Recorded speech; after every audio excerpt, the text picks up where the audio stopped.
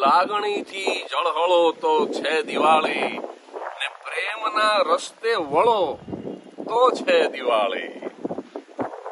એકલા છે જે સફરમાં જિંદગીની, એકલા છે જે સફરમાં જિંદગીની, એમને જઈને મળો તો છે દિવાળી. આપણે શું કરીએ છીએ? પૈસા વાળા, પ્રસિદ્ધ લોકો, પદાધિકારીઓ, એમને જ મળવામાંથી સમય નથી મળતો આવા વંચિતોને, ગરીબોને મળવાનો.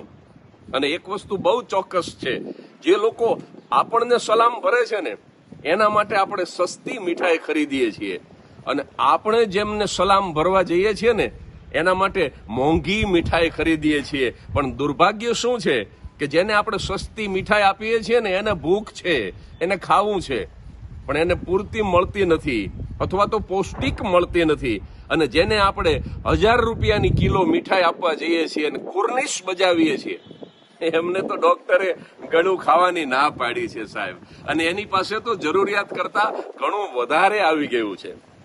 ત્રીજી પંક્તિમાં લખ્યું છે કે જાતથી એ જેમણે ચાયા વધારે, જાતથી એ જેમણે ચાયા વધારે, એમના ચરણે ઢળો તો છે દિવાળી.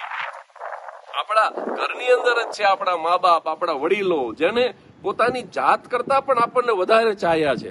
આપણે ઘણી વખત એમના ચરણ સ્પર્શ કરવાનું ભૂલી જઈએ છીએ, અને પ્રલોભન માટે થઈ અને બીજાના ચરણ સ્પર્શ કરવા માટે થઈ અને ફરતા હોય એવું લાગે છે. અને છેલ્લી પંક્તિ કે દીવડાઓ બાર પ્રગટાવે થશે શું, દીવડાઓ બાર પ્રગટાવે થશે શું, ભીતરેથી ઝળહળો તો છે દિવાળી.